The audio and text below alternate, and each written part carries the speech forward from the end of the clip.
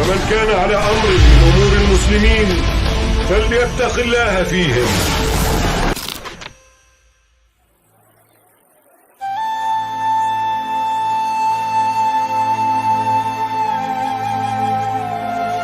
Bersyukur kepada Allah, berselawat kepada baginda Rasulullah Muhammad SAW yang telah memperkenankan kita untuk dapat bersilaturahim, bertatap muka.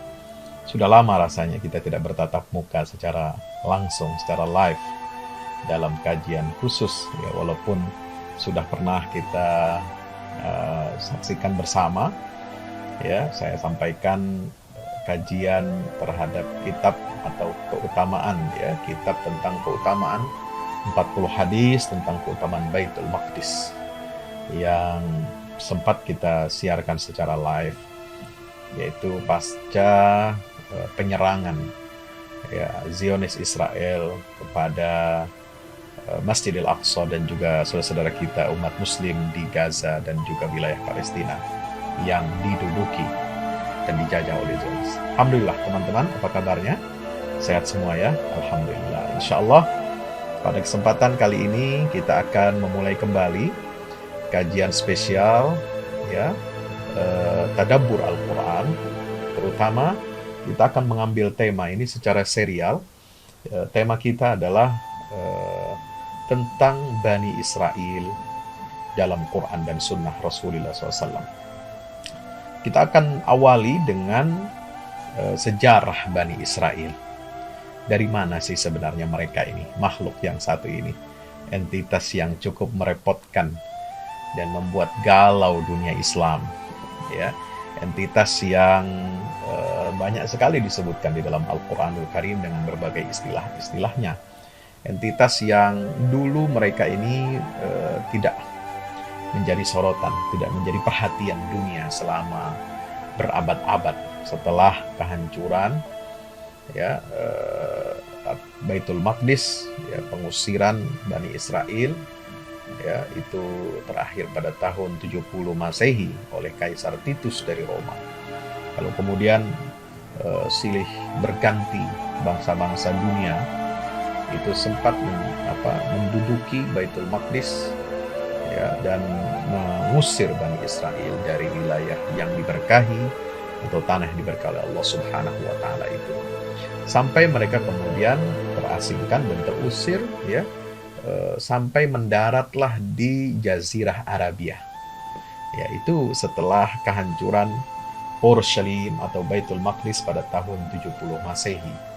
Maka itu sejarah mereka sejak 70 Masehi ini mereka beranak pinak di wilayah Jazirah Arabia yang saat itu tidak dikuasai oleh adidaya Persia dan Romawi Timur. Ya, mereka menyingkir, ya, ke wilayah pedalaman Jazirah Arabia yang di situ mereka nilai, ya, daerah atau wilayah Jazirah Arabia ini adalah bukan daerah yang istimewa, ya, bukan daerah yang menjadi rebutan antara kekaisaran Romawi dan Persia sebagai dua kekuatan adidaya dunia pada saat itu. Maka kemudian mereka berangsur-angsur, berabad-abad mereka tinggal di mulai dari abad pertama Masehi sampai kedatangan Rasulullah Sallallahu Alaihi Wasallam, diutusnya Nabi SAW di kota Makkah, ya, pada tahun 610 Masehi, yaitu pada saat usia Nabi Muhammad berusia 40 tahun. Baik, sahabat-sahabat, teman-teman yang dimuliakan Allah Subhanahu wa Ta'ala, kita akan mengkaji ini secara komprehensif dalam beberapa bagian, beberapa serial. Yang pertama, kita akan mengkaji tentang episode ini adalah sejarah Bani Israel, bagaimana kondisi mereka sejak awal, ya, genealoginya dari masa Nabi Yakub alaihi salam sampai mereka kemudian hijrah atau bermigrasi ke Jazirah Arabia. Lalu kemudian bagaimana ujian-ujian yang dihadapi oleh mereka ini, ya, mulai sampai ke Mesir, lalu kemudian mendirikan kerajaan-kerajaan, ya, Bani Israel ini, sampai kemudian mereka harus bermigrasi ke Jazirah Arabia. Nah, insya Allah nanti di sesi yang kedua kita akan berbicara episode yang kedua nanti adalah tentang bagaimana dakwah Islam kepada mereka. Rasulullah SAW ketika diutus oleh diutus oleh Allah Subhanahu wa taala ya di Makkah itu menghadapi kaum musyrikin. Ya, lalu kemudian atas perintah Allah diperintahkan untuk hijrah ke Madinah dan harus berhadapan dengan kaum Yahudi.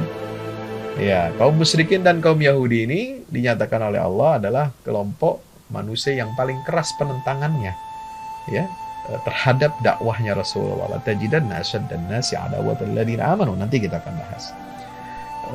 Itu di Madinah. Jadi tantangan periode Makkah adalah kaum musyrikin Quraisy yang merupakan anak cucu keturunan Nabi Ismail. Ini istimewa, luar biasa. Ini bangsa Arab, kafir Quraisy. Dan tantangan di Madinah yang paling berat adalah Rasulullah SAW mendakwahkan Islam ini, terutama berhadapan dengan bangsa Israel yang merupakan keturunan dari Nabi Yakub alaihissalam, putra Nabi Ishak, yang mana itu adalah saudara lain ibu, ya, saudaranya Nabi Ismail alaihissalam. Jadi ini memang sudah skenario Allah Subhanahu wa taala, luar biasa. Ya. Nah, bagaimana cara ya metode-metode yang Al-Quran dan Sunnah terangkan bagaimana mengajak ahlul kitab Yahudi terutama ini untuk mengenal Islam dan supaya mereka memeluk agama Islam. Ya. Di episode ketiga nanti insya Allah kita akan melihat bagaimana respon Yahudi. Ya, Yahudi ini ada nama kelompok dari Bani Israel yang murtad dari ajaran tauhid, agama tauhid yang dibawa oleh baik itu Nabi Musa alaihissalam ya maupun juga Nabi Isa alaihissalam. Ya, ini kelompok Yahudi namanya. Nah, bagaimana mereka merespon? Ya, mereka ini yang kelompok yang ingkar, ya. Mereka kelompok yang murtad ini bagaimana merespon dakwah yang dibawa oleh Nabi kita Muhammad SAW? Itu dakwah tauhid. Nah, bagaimana mereka melakukan penyesatan-penyesatan, permusuhan-permusuhan, kemudian makar-makar dan konspirasi, ya, untuk menghancurkan dakwah Islamiyah yang dibawa oleh baginda Rasulullah Sallallahu Alaihi Wasallam. Nah, kemudian kita akan juga mengkaji dalam serial ini yaitu tentang bagaimana Al-Quran ini mengingatkan ya nikmat-nikmat yang telah Allah berikan kepada mereka sepanjang sejarahnya, sejak zaman Nabi Yakub sampai Nabi kita Muhammad Sallallahu Alaihi Wasallam.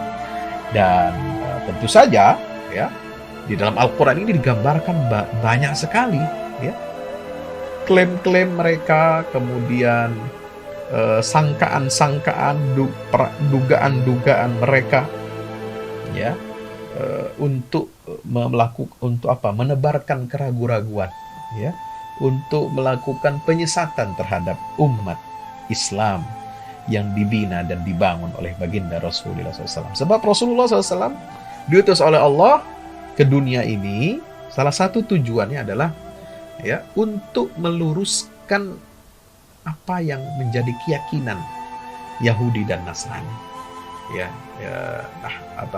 Untuk meluruskan keyakinan-keyakinan Bani Israel. Ya, itu ada dalam surah Al-Qasas disebutkan. Ya, itu untuk apa? Untuk meluruskan keyakinan akidah Yahudi dan Nasrani. Ya, sebagaimana yang ada dalam surah Al-Imran, yang ada dalam surah Al-Maidah, yang ada dalam banyak surah-surah dalam Al-Quran, termasuk surah Al-Baqarah. Ya, teman-teman yang dimuliakan Allah Subhanahu wa taala. Jadi bagaimana Al-Quran membantah ya keyakinan-keyakinan Yahudi ini terhadap Allah Subhanahu wa taala, terhadap Rasulullah SAW, terhadap Al-Quran dan terhadap syariat Islam. Ini semua dibantah ya. Gitu.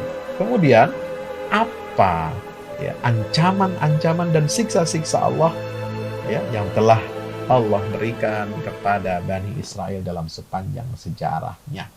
Nah, inilah kira-kira gambaran dari serial tadabbur tematik kita tentang Bani Israel dalam Al-Quran Karim.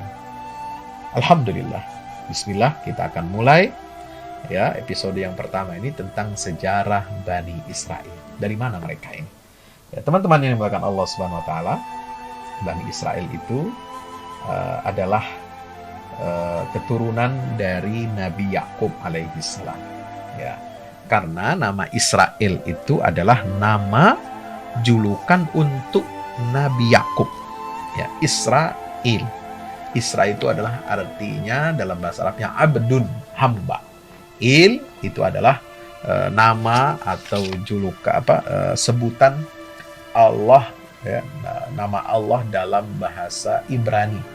Ya, itu Il. Jadi Israel itu artinya adalah Abdullah, ya, hamba Allah Subhanahu wa taala. Nah, Nabi Yakub itu diberi julukan, diberi gelar sebagai Abdullah, hamba Allah. Ya, karena ya Nabi Yakub adalah hamba Allah, sama dengan Nabi Isa, sama dengan Nabi Muhammad SAW, sama dengan nabi-nabi yang lain, tidak ada bedanya. Ya, itu adalah hamba Allah. Maka ini adalah merupakan satu kekhususan. Coba kita lihat terminologi abdun, hamba di dalam Al-Quranul Karim. Ya, terminologi hamba di dalam Al-Quran itu, teman-teman yang dimuliakan Allah Subhanahu wa taala, itu pertama ditujukan untuk Nabi Muhammad. Subhanalladzi asra bi'abdihi lailan. Surah Al-Isra ayat 1. Minal Masjidil Haram ilal Masjidil Aqsa alladzi barakna haulahu linuriyahu min ayatina innahu was-sami'ul basir. Itu abdun di situ, abdihi adalah hamba Allah, di situ adalah Nabi kita Muhammad SAW. Yang kedua, kata abdihi dalam Al-Qur'an itu juga ditujukan untuk Nabi Zakaria. Ya, surat Maryam ayat 2. Kaf ya ain shad itu ayat yang pertama. Dzikru rahmati rabbika abadahu Zakaria. Ingatlah rahmat Tuhan, rahmat Allah yang telah diberikan kepada hambanya, yaitu Nabi Zakaria. Masya Allah. Yang ketiga, masih di surat Maryam, kata abduhu atau Abdullah itu juga disematkan untuk Nabi Isa alaihissalam. Ya, inni Abdullah, ya, ataniyal kitab wa ja'alani nabiyya wa ja'alani mubarakan aynama kuntu wa awsani bis salati waz zakati ma dumtu hayya. Subhanallah. Jadi itu menunjukkan kedekatan, ya, hamba. Nah, maka lebih khusus lagi Nabi Yakub itu disebut dengan dengan sebutan hamba Allah, Israel. Ya, Israel. Nah, Israel ini dalam sejarahnya menurut catatan para ahli sejarah, ya, itu memiliki 12 orang putra. Ya, 12 orang putra. Ya, dari berapa istri? Dari 4 istrinya. Subhanallah. Ya, kita lihat dalam sejarah yang ditulis, ya, sejarah Bani Israil ini yang ditulis dalam buku Banu Israil fil Quran was Sunnah itu, ya, karangan Syekh Al-Azhar, ya, mantan Grand Syekh Al-Azhar almarhum Profesor Dr. Muhammad Said Tontowi, itu disebutkan bahwasanya Nabi Yakub ini memiliki 4 orang istri. Dari 4 istrinya itu lahir 12 orang putra. Istri yang pertama, ya, teman-teman semuanya, adalah namanya Leah. Ya. Leah ini melahirkan putra-putra Nabi Yakub, yaitu yang namanya pertama adalah Rabin. Ya, Rabin, makanya ada nama-nama orang Israel itu seperti misalnya mantan Perdana Menteri Israel, ya, Yitzhak Rabin, ya. Kemudian Shimon atau Shamon dalam bahasa Arab. Shimon itu juga satu putra dari Leah, istri Nabi Yakub yang pertama. Seperti misalnya ada nama mantan Perdana Menteri Israel juga namanya Shimon Peres, ya. Yang kedua Levi. Ya, ini juga Levi itu nama khas, nama marga Israel. Ya, Levi atau Lawi dalam bahasa Arabnya. Kemudian yang keempat adalah ya, dari anak Nabi Yakub dari Leah ini adalah Yehuza. Yang kelima Yashaker. Yang keenam adalah Zobolon. Nah, itu 6 orang putra dari istri yang pertama, Leah. Yang kedua, istri Nabi Yakub adalah Rachel atau Rachel, ya. Rachel ini punya melahirkan 2 orang putra Nabi Yakub, yaitu siapa? Yusuf atau Joseph dan Benyamin atau Bunyamin dalam bahasa Arab. Nah, Benjamin, Joseph ini adalah nama marga dalam agama Yahudi, ya, dalam agama Yahudi atau bangsa Israel, ya. Itu dari istri yang kedua. Istri yang ketiga, Nabi Yakub ini adalah Zelfa. Nah, ini punya 2 anak, putra Gad dan Asher. Ini juga nanti nama puak, nama marga Bani Israel. Ya, sama dengan misalnya dalam bangsa Arab, ya, Quraisy itu juga punya marga-marga. Ada apa namanya, At-Taimi, ada Al-Asadi, ada Al-apa gitu ya. Kalau yang di Madinah Ansor itu ada Al-Ausi, ada Al-Khazraji, itu marga-marga bangsa Arab, ya. Nah, kalau bangsa Israel itu juga nama marga-marga berdasarkan dari 12 keturunan Nabi Yakub alaihissalam, ya. Nah, kemudian istri yang keempat ini adalah Belha. Ya, ini punya anak namanya Dan, ya, 2 putra. Yang pertama Dan dan Naftali. Nah, kita ingat sekarang Perdana Menteri Israel yang baru terpilih, ya, oleh Knesset, membentuk satu koalisi pemerintahan Israel baru itu, ya, itu namanya Naftali Bennett. Ya, Naftali itu adalah nama marga, nama keluarga. Jadi biasanya nama marga bangsa Israel ini itu disebutkan di awal. Ya, Naftali itu Bennett namanya. Ya, itu di awal. Shimon namanya, ini nama marganya. Peres nama dia. Ya, kemudian Benjamin Netanyahu. Ya, Benjamin nama marganya, Netanyahu nama dia sendiri, dan seterusnya. Ya, teman-teman dirahmati Allah Subhanahu Wa Taala. Ya, Bani Israel, ya, itu juga di sini disebutkan mereka sering disebut dengan beberapa istilah, ya. Istilah yang pertama adalah Ibriyin, biasanya disebut Ibriyin atau Ibrani itu, ya, itu adalah nisbah kepada Nabi Ibrahim alaihissalam, Abraham, jadi keturunan yang disebut dengan Ibari, ya. Nah, Ibrahim al-Ibrani. Nah, itu juga disebutkan. Kenapa dulu Nabi Ibrahim itu julukannya adalah al-Ibrani? Karena beliau itu, Nabi Ibrahim itu orang yang menyeberang, ya, menyeberangi sungai Furat, sungai Efrat maksudnya, sungai Efrat dan sungai-sungai lainnya untuk sampai ke Baitul Maqdis atau sampai ke Urshalim. Nah, itu ya. Yaitu makanya Nabi Ibrahim itu disebutnya Ibrahim al-Ibrani. Nah, dari situlah mereka mengambil istilah Bani Israel ini, mengambil istilah Ibrani yang disematkan untuk kakek mereka, yaitu Nabi Ibrahim alaihissalam, itu disebutkan untuk nama lain daripada Yahudi atau Bani Israel ini. Ya. Nah, kemudian yang kedua, mereka disebut juga dengan istilah Israel, ya. Kalau kata Israel ini memang itu tadi sudah disebutkan bahwa Israel itu adalah gelar bagi Nabi Yakub alaihissalam, ya, bagi Nabi Yakub alaihissalam. Nah, itu Nabi Yakub, ya, memiliki 12 orang putra sebagaimana tadi saya jelaskan. Jadi jelas ya, Ibrani atau Ibari dan Israeli itu adalah nama lain dari kaum atau bangsa Yahudi. Nah, dari mana mereka disebut Yahud? Ya, Al-Yahud ini menunjukkan satu entitas yang baru, Al-Yahud wal Yahudiyah. Nah, kata Yahud itu adalah konon diartikan ada padanan kata dalam bahasa Arab, inna hudna ilaik. Artinya apa? Inna tubna ilaika, ya Allah, kami bertaubat kembali kepada ajaranmu, ya Allah. Karena setelah mereka melakukan kesesatan, melakukan penyimpangan, melakukan kekufuran, mereka akhirnya menyadari kesalahan dan kekeliruan itu. Ya, setelah mereka dihukum oleh Allah Subhanahu wa taala, yatihuna fil ardi arba'ina sanah. Ya, itu mereka mengalami masa tih. Ya, apa itu? Tih itu istilah lain dari apa? Kebingungan. Mereka ini terombang-ambing. Ya, mereka dibuat galau oleh Allah Subhanahu wa taala, tidak punya tanah air, tidak punya tempat tinggal, mereka tersesat di berpindah-pindah secara nomaden dari satu wilayah ke wilayah yang lain. Mereka tidak punya tempat tinggal.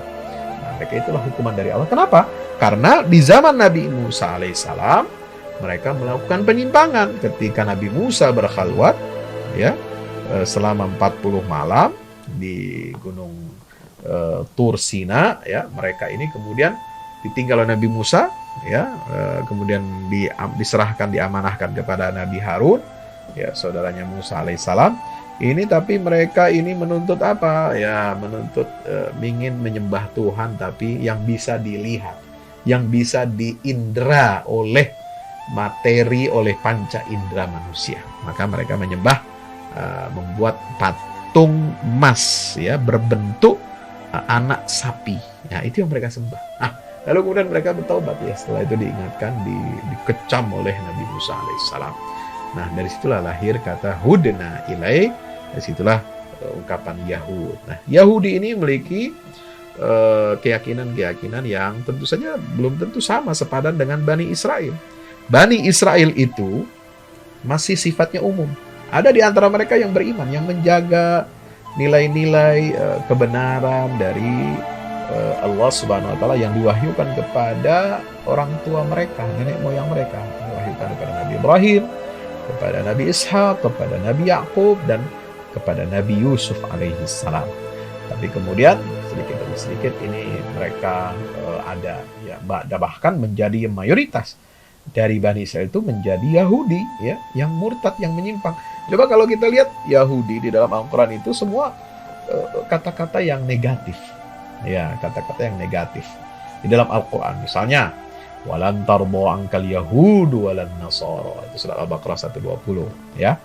Itu mereka tidak ingin umat Rasulullah SAW ini dapat, ya, lurus mengikuti, ya, agama tauhid, ya, dan mereka tidak ridho kepada agama Islam ini sampai betul-betul engkau dan umatmu, wahai Muhammad, mengikuti tradisi-tradisi agama mereka.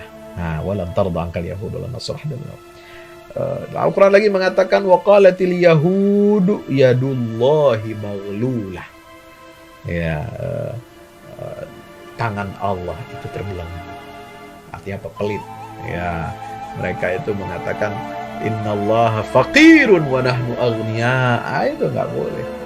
Allah itu fakir dan kami ini yang kaya. Nah, ini menunjukkan akidah mereka itu menyimpang, sesat. Ya, jadi Yahudi itu sudah sesat, ya, dibandingkan konotasi dari makna Nabi Bani Israel, ya. Ada lagi dalam Al-Quran qalatil yahudu Uzairun ibnullah. Uzair itu adalah putra Tuhan.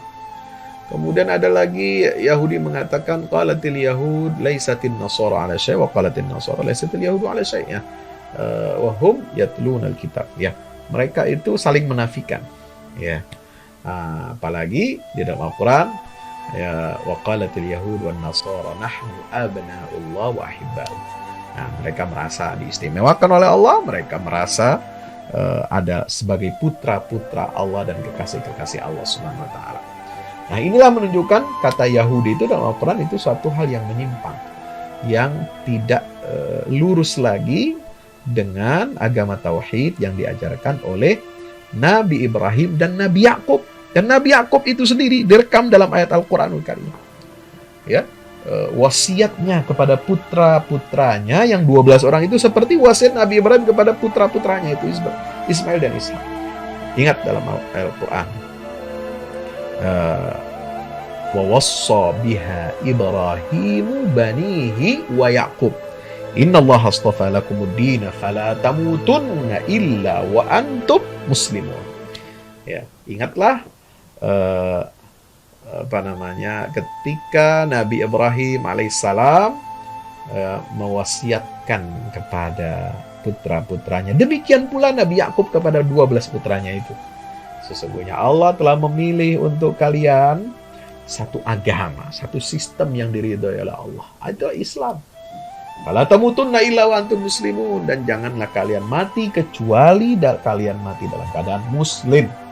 Subhanallah. Ya. Dalam ayat berikutnya juga disebutkan wa nahnu lahu muslimun. Ya, kami ini adalah orang-orang yang berserah diri, yang muslim. berislam kepada Allah Subhanahu wa taala. Nah, itu bedanya, ya. Jadi, sahabat-sahabat, ini Yahudi ini sudah keluar jauh menyimpang dari ajaran Nabi Ibrahim, ajaran Nabi Ishak, ajaran Nabi Yakub alaihim afdhalus salatu wassalam, ya. Nah, kalau bicara lagi di dalam surat Al-Isra itu ada juga penyimpangan mereka, ya. Wa ataina Musal kitaba wa ja'alnahu hudan li bani Israila alla tattakhidhu min duni wakila, ya. La tattakhidhu min duni wakila. Ini yang diingatkan kepada Bani Israel. Ingatlah, kami telah memberikan kepada Bani Israel itu kitab Taurat kepada Musa alaihissalam. Kami jadikan Taurat itu sebagai petunjuk bagi Bani Israel. Allah tattakhidhu min duni wakila. Nah, ini poinnya. Tauhidnya kepada Allah. Allah memberikan perintah pada mereka sekaligus larangan. Jangan kalian menjadikan selain Allah, selain aku di situ kalimatnya. La tattakhidhu min duni wakila. Jangan kalian jadikan selain aku sebagai wakil, ya, sebagai zat yang kalian percayakan, zat yang kalian sembah, ya. Bagaimana menyembahnya? Mereka apa musyrik secara kasat mata, mereka tidak menduakan Allah, tidak seperti Trinitas yang sebaik. Tapi mereka itu melakukan apa? Nah, ittakhadhu ahbarahum wa ruhbanahum, ya, mereka telah menjadikan pendeta-pendeta, menjadikan rahib-rahib, menjadikan rabi-rabi mereka itu apa? Arbaban min dunillah. Nah, mereka jadikan pendeta dan rabi-rabi itu sebagai Tuhan-Tuhan yang menandingi Allah. Ya, mereka buat aturan sendiri, lalu mereka benarkan, mereka ikuti, ya, padahal itu bukan aturan yang datang dari Allah Subhanahu wa taala. Wal Masih ibn Maryam, mereka juga menjadikan Masih Isa putra Maryam ini dalam yang dilakukan oleh pengikut Nasrani itu untuk menjadikan Isa putra Maryam itu sebagai Tuhan. Nah, inilah kesesatan mereka, inilah kemusyrikan mereka, inilah kekufuran mereka. Nah, jadi itu sejarahnya Bani Israel, ya. Teman-teman yang dimuliakan Allah Subhanahu wa taala. Nah, dalam perjalanannya Yehuda ini dari 12 anak Nabi Yakub alaihi salam, Yehuda itu adalah pemimpin dari 11 orang saudaranya. Ya, Yehuda ini pemimpin anak-anak atau putra-putra Yakub. Ya, sampai keturunan Yehuda ini memimpin Bani Israel sampai pada masa Nabi Sulaiman alaihi salam. Nah, setelah Nabi Sulaiman wafat, ya, kerajaan atau pemerintahan Bani Israel itu terpecah menjadi dua. Ini ditulis dalam sejarah, ya, ditulis dalam sejarah. Ya, yang ditulis dalam sejarah itu setelah Nabi Sulaiman wafat, mangkat, ya, setelah Nabi Musa, Nabi Daud, Nabi Sulaiman wafat, ini kekuasaan Bani Israel itu terpecah menjadi dua. Satu, kerajaan Yehuda ini di mana pusatnya? Di Yerusalem. Nah, ini dikendalikan oleh dua puak Bani Israel. Ya. Sementara satu lagi adalah kerajaan Israel. Ya, tadi kerajaan Yehuda. Ya. Itu Yehuda itu adalah kerajaan di Yerusalem, yaitu puak dari Yehuda dan Benjamin. Nah, 10 putra Nabi Yakub yang lain, keturunannya ini, 10-nya ini, itu mendirikan kerajaan Israel. Ya, yang berpusat di mana? Di Samirah. Ya, itu adalah kota Nablus saat ini yang ada di wilayah Palestina yang diduduki oleh Zionis. Itu dikendalikan oleh 10 keturunan dari 10 putra Nabi Yakub alaihissalam selain Yehuda dan Benjamin. Ya, teman-teman yang dimuliakan Allah Subhanahu wa taala, lalu setelah dua kerajaan ini muncul, ya, selama beberapa tahun, ya, setelah Nabi Yakub itu kan di dalam sejarah itu mereka ini tahun 1900, ya, 1900 sebelum Masehi, ya, 1300 sebelum Masehi. Nah, setelah itu kemudian pada tahun 1900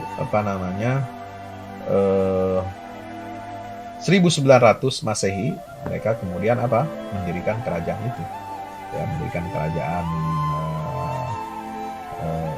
Shaul, ya, Tolut itu 1900 sebelum Masehi.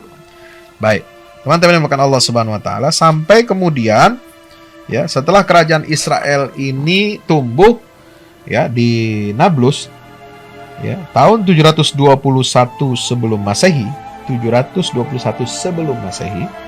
kerajaan Israel ini runtuh dan dikalahkan oleh bangsa Asyuria. Ya. Nah, menyusul setelah kerajaan Israel itu runtuh tahun 721, pada tahun 586 sebelum Masehi, menyusul kerajaan Yehuda runtuh, ya, oleh Nebukadnezar, raja Babilonia, yang mana kemudian bangsa Bani Israel itu ditawan sebagai budak, dibawa ya, sebagai budak, sebagai tawanan Nebukadnezar ke Babilonia. Itu terjadi pada tahun 586 sebelum Masehi, disebut dengan Al-Asrul Babili. Ya, mereka Yahudi ini menjadi tawanannya Babilonia. Ya, ini sejarah singkat, kronologi singkat sejarah Bani Israel ini bisa kita sebutkan.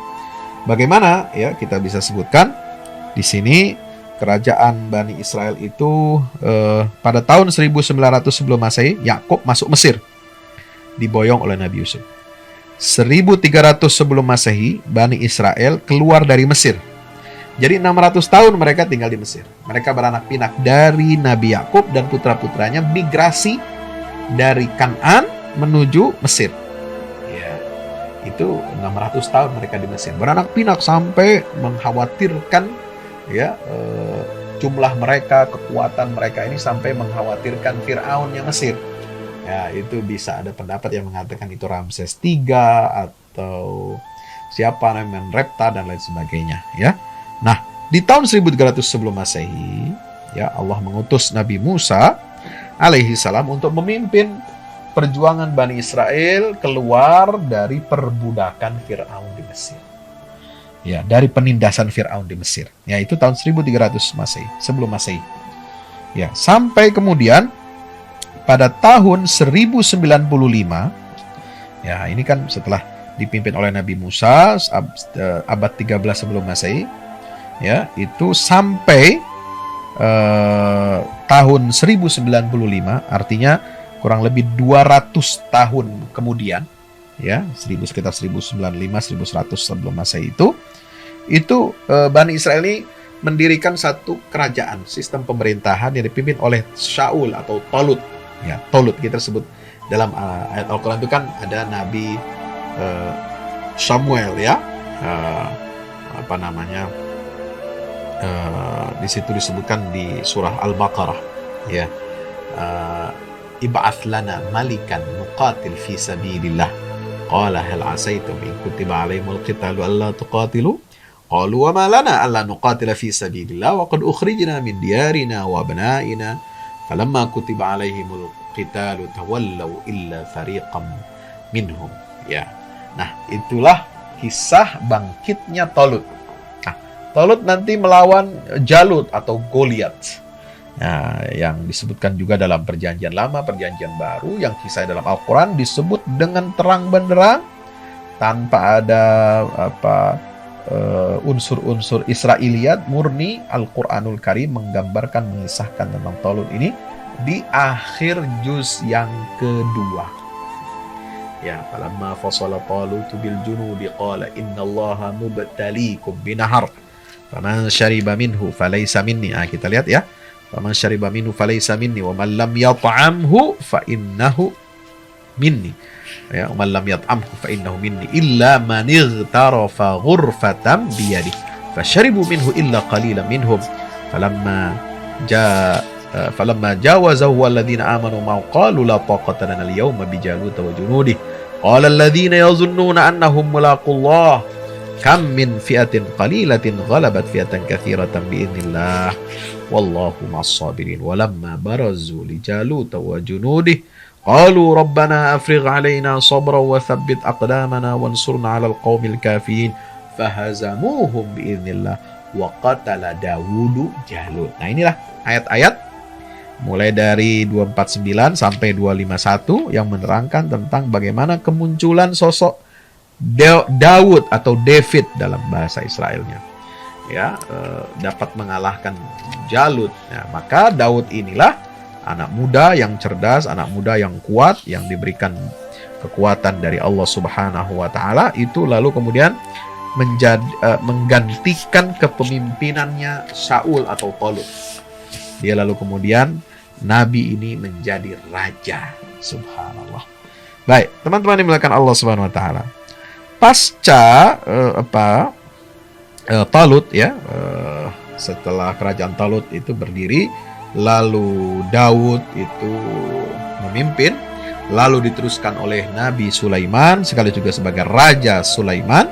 Maka pada tahun 975 sebelum Masehi, ya, kerajaan Talut, Daud, dan Sulaiman ini yang tadi mereka sudah rintis, itu lalu pecah menjadi dua kerajaan, yaitu apa? Yehuda dan Israel.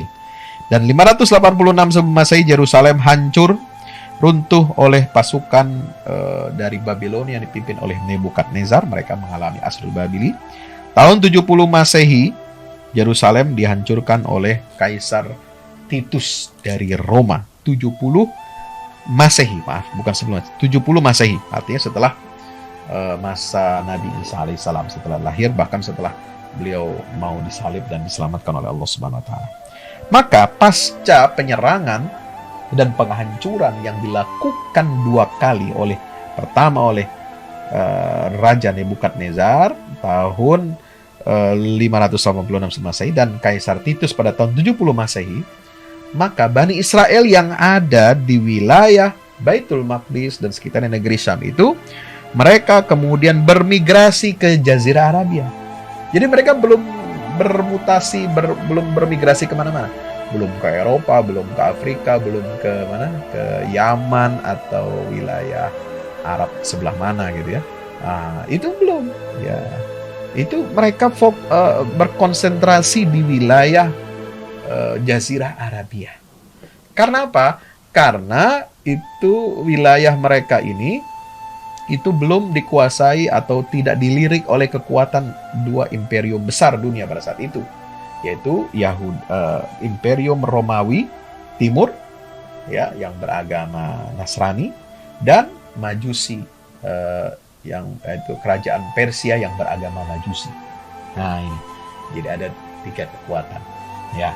Ada kekuatan Kristen, sudah punya kerajaan besar, Romawi Timur, ya. Ada agama Majusi, ya, itu punya kerajaan besar Persia. Nah, ada kekuatan Yahudi yang saat itu mereka tidak punya kekuasaan apa-apa, tidak punya kekaisaran, ya. Mereka ini terlunta-lunta, itu yang disebut dengan sampai bermigrasi, bercucu, beranak pinak di mana? Sebelumnya di Mesir dulu, zaman Nabi Yakub sampai zaman Nabi Musa, ya. Kemudian mereka setelah hancur kota Ursalim oleh Kaisar Titus tahun 70 Masehi, mereka hijrah kemana? Ke Jazirah Arabia. Selama kurang lebih 6 abad, ya, mereka tinggal di sana, beranak pinak di kantong-kantong wilayah sekitar Madinah atau Yathrib. Inilah kuasa Allah Subhanahu wa taala mempertemukan sosok nabi akhir zaman, ya, yang tadinya mereka harap-harap, ini orang Yahudi berharap-harap ini nabi terakhir ini nanti adalah Mesias yang akan menyelamatkan Yahudi dari keterpurukan mereka, ya. Itu mereka yakini lahir dari kalangan Bani Israel. Ternyata meleset. Allah rubah, Allah belokkan, ya, garis kenabian setelah Nabi Isa. Sudah tidak ada lagi nabi dari Bani Israel karena mereka membunuhi para nabi, mereka memasukkan kitab-kitab suci, mereka banyak melakukan fasad, kerusakan di muka bumi ini. Maka amanah dari Allah itu dicabut oleh Allah, dibelokkan kepada saudara bangsa lain ibu, yaitu keturunan Nabi Ismail alaihi salam. Itulah bangsa Quraisy yang disitulah diutus Nabi kita Muhammad sallallahu alaihi wasallam di kota Makkah Dan Makkah dengan Masjidil Haramnya adalah sebagai rumah pertama yang dibangun oleh manusia untuk menyembah Allah Subhanahu wa Ta'ala, itu oleh Nabi Ibrahim alaihissalam. Subhanallah, skenario. Allah punya skenario, Allah punya rencana. Kenapa? Ya, itu juga pertanyaan. Kenapa umat akhir zaman ini ketemunya dengan Bani Israel? Ya, itulah skenario Allah. Ya, supaya umat Islam ini sebagai umat terakhir, kuntum khaira ummatin ukhrijat linnas ta'muruna bil ma'ruf wa tanhauna 'anil munkar wa tu'minuna billah walau amana ahlul kitab lakana khairal lahum. Ya, itu disebutkan di dalam surah Ali Imran ayat 100 berapa? 110 ya. Subhanallah. Itu kaitannya kuntum khaira ummah, itu umat Islam adalah umat terbaik. Itu syaratnya adalah harus amar ma'ruf dan nahi mungkar. Ya, tidak boleh mengikuti kebiasaan dan karakter-karakter buruknya Bani Israel.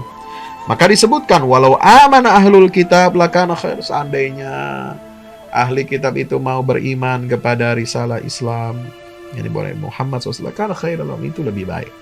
Minhumul mu'minun, ada di antara mereka yang beriman, seperti sahabat-sahabat Nabi ya, dari kalangan Yahudi, Bani Israel, bukan Yahudi. Itu Abdullah bin Salam, ada Ka'ab al-Ahbar dan lain-lain sebagainya. Nah, ada di antara mereka yang tapi kebanyakan mereka wa aktsaruhumul fasiqun. Nih, bahasa Al-Qur'an dicoba lihat. Aktsaruhum al-fasiqun. Kebanyakan mereka tidak mau beriman, malah fasik. Dan kefasikan itu awal mula dari kekafiran dan kemurtadan mereka. La yadurrukum illa adza. Nah, sampai di sini. Duribat alaikumudz dzillatu aynama thuqifu illa bihablin minallah wa hablin minan nas wa ba'u bighadabin minallah. Mereka dimurka oleh Allah. Ya. Dimanapun mereka tinggal dalam keadaan terhina. Maka mereka terusir, berdiaspora, ya, terpencar-pencar, dan mereka menjadi golongan yang dijauhi oleh masyarakat setempat. Ya. Karena mereka dimurka oleh Allah. Ya, diuji, dihina, mengalami kehinaan, mengalami kemiskinan. Nah, kemudian disebabkan apa? Mereka dihinakan oleh Allah Ta'ala. Dzalika bi annahum kanu yakfuruna bi ayatillah, ayat 112 surat Al-Imran. Karena mereka itu kufur terhadap ayat-ayat Allah yang dibawa oleh Nabi kita Muhammad sallallahu alaihi wasallam. Wa yaqtulunal anbiya bighairi haqq. Ya, mereka itu selalu membunuhi para nabi tanpa hak yang diutus di tengah-tengah mereka. Dzalika bima asaw wa kanu ya'tadun. Itulah perbuatan maksiat mereka dan perbuatan mereka yang melampaui batas. Laisu sawa. Tapi hebatnya Al-Quran. Laisu sawa. Mereka semua tidak sama. Ada yang istiqomah, yang membaca ayat-ayat Allah, ya, mereka menemukan kebenaran, akhirnya masuk Islam. Yu'minuna billah wal yawmil akhir wa ya'muruna bil ma'ruf wa yanhauna 'anil munkar wa yusari'una fil khairat wa ulaika minas shalihin.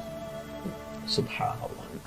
Nah, teman-teman dimuliakan Allah Subhanahu wa taala. Itulah sejarah Bani Israel, ya.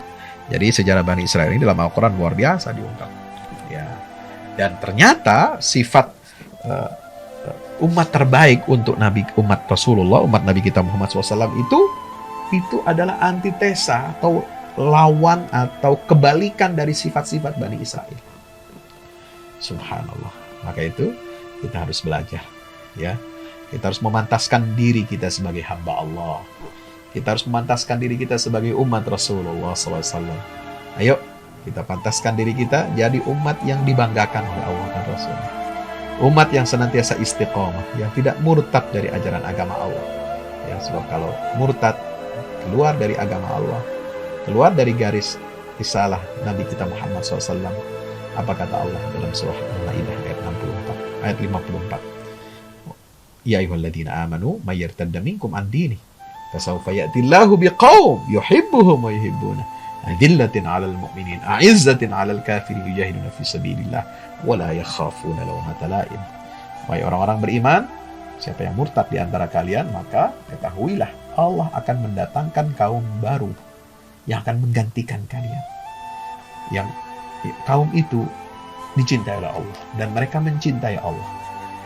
Mereka berlemah lembut kepada orang-orang beriman, ya, mereka bersikap tegas kepada orang-orang kafir. Mereka berjihad, berjuang di jalan Allah Subhanahu wa taala, tidak takut dengan celaan orang-orang yang mencela. Subhanallah. Nah, itulah karakter umat Rasulullah SAW, umat Nabi Muhammad di akhir zaman. Ya, itu ya. Maka nanti kita akan lihat dari pertemuan-pertemuan kita berikutnya ini bagaimana, tadi saya sudah sampaikan bagaimana Rasulullah mengajak mereka untuk masuk Islam, mendakwahi mereka, bagaimana respon mereka, bagaimana konspirasi mereka untuk menghancurkan agama Islam ini karena kedengkian mereka, karena kesombongan mereka, ya. Bagaimana lalu kemudian Allah dalam Al-Quran memberikan tenggat waktu bagi mereka untuk bertobat, ya. Tenggat waktu mereka untuk bertobat dengan cara bagaimana? Menyebutkan nikmat-nikmat kepada mereka, nenek moyang mereka Bani Israel, nenek moyang mereka Yakub, nenek moyang mereka Yusuf, nenek moyang mereka Nabi Daud, Nabi Sulaiman, ya, kemudian Nabi Musa alaihissalam sampai Nabi Isa. Itu kan masih darah mereka. Diingatkan mereka tentang keutamaan-keutamaan, kelebihan-kelebihan, keunggulan-keunggulan yang Allah telah berikan kepada Bani Israel ini. Untuk apa? Supaya mereka sadar, mereka kembali ke jalan Allah. Mereka bertaubat kepada Allah dengan cara bagaimana? Dengan cara mengikuti dakwahnya Rasulullah, dengan beriman kepada Rasulullah, dengan meninggalkan, mencampakkan sifat-sifat buruk mereka. Ya, mereka akan menjadi hamba-hamba yang disebutkan dalam Al-Quran, wa nahnu lahu muslimun am kuntum syuhada idh hadara ya'qub al-maut idh qala li banihi ma ta'buduna min ba'di qalu na'budu ilahaka wa ilaha abaika wa ibrahima wa ismaila wa ishaqa ilaha wahida wa nahnu lahu muslimun. Subhanallah.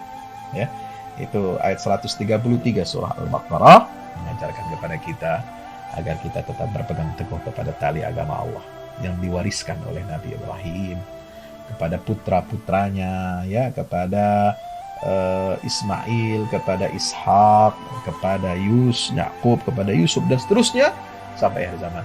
Keselamatan Yahudi hanya dengan mengikuti ajaran Islam.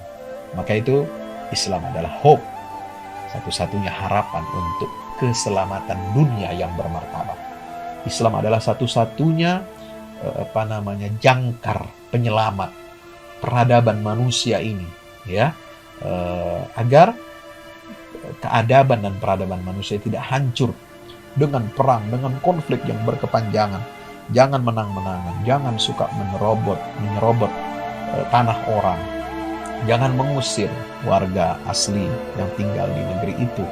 Jangan kalian bunuhi, jangan kalian teror, jangan kalian paksa, kalian siksa. Bukan hanya itu, kepada bangsa-bangsa di dunia, kalian berusaha untuk menundukkan dan menaklukkannya dengan menebarkan berbagai macam syubhat tentang agama, tentang budaya, tentang sosial, ekonomi, politik, sehingga kehidupan dunia ini, kehidupan manusia ini, ya, mengalami kerusakan dan kehancuran total. Nah, inilah risalah Islam sebagai risalah alternatif, risalah yang akan menyelamatkan peradaban dunia. Dengan ajaran-ajaran Al-Quran, kita harus kembali, ya, untuk berkomitmen kepada agama Islam ini untuk menyelamatkan peradaban dunia yang dirusak oleh bangsa Israel. Dari sini, dari serial ini, insya Allah kita akan sampaikan bagaimana Al-Quran membimbing dan menggambarkan sedemikian detil kita membangun peradaban khairu ummah, peradaban yang terbaik dan diridhai oleh Allah Subhanahu wa ta'ala. Saksikan terus program ini, tadabbur tentang sejarah, ya, kemunculan sampai kehancuran Bani Israel dalam Quran dan sunnah Nabi kita Muhammad sallallahu alaihi wasallam. Aqulu qawli hadza, astaghfirullah li wa lakum. Wassalamualaikum warahmatullahi wabarakatuh.